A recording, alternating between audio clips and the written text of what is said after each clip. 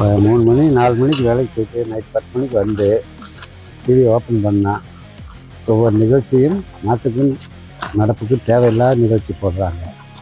என்ன ஆக மொத்தத்தில் இந்த நிகழ்ச்சியை பார்க்கணுங்கிறதும் இல்லை, பார்க்கவும் தமிழ் கலாச்சாரத்தவே கெடுக்கிற மாதிரி ஒவ்வொரு நிகழ்ச்சியும் வருது. அதை தயவு செஞ்சு டிவி ஒளிபரப்பாளர்கள் அதை நிறுத்தும்படி கேட்டுக்கிறோம். பொதுமக்களாகிய நாங்கள் இந்த மாதிரி கலாச்சாரமெல்லாம் கெடுக்கக்கூடாது. நல்ல தமிழ்நாட்டில் பிறந்து நல்ல தமிழ் பண்பாடோட வாழணுங்கிற எண்ணத்தோடு நாங்கள் ஆசைப்படுறோம்.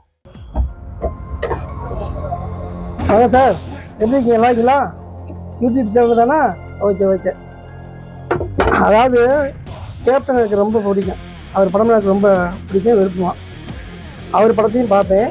அவரை பார்த்து நான் சினிமா நடிக்க ட்ரை பண்ணி ஒரு 4 படம் நடிச்சுட்டு என்ன முயற்சி பண்ணிக்கிட்டு இருக்கேன். அப்படியே டெய்லரையும் பார்த்துட்டு இருக்கேன்.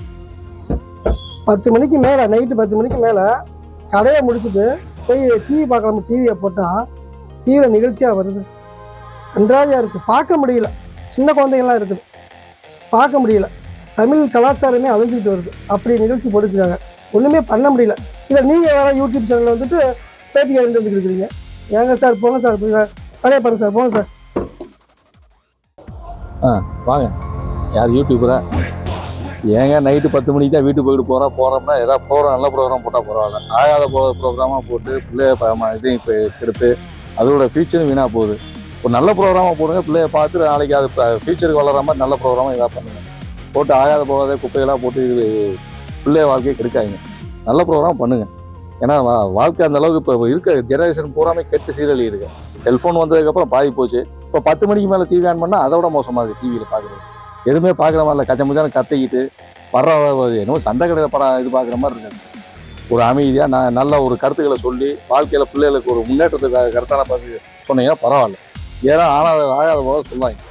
நல்ல ஒரு ப்ரோக்ராமாக போடுங்க. அது 10 மணிக்கு வீட்டுக்கு போய் சாப்பிட்டு படுக்கிற போகிற டயத்தில் போய் பார்க்குறது ப்ரோக்ராம். அதெல்லாம் நம்மளே ஏற்கனவே 1008 டென்ஷனில் போகிறோம். இங்கேருந்து வீட்டுக்கு போகுது. நல்ல ப்ரோக்ராமாக போடுங்க. நம்ம பிக் பாஸ் ஒரு சுவாரஸ்யமான நிகழ்ச்சி. இது நம்ம தமிழ் கலாச்சாரத்தையும் பண்பாட்டையும் பேணி காக்கின்ற ஒரு அற்புதமான நிகழ்ச்சி. குடும்பத்தோட பார்க்கலாங்க.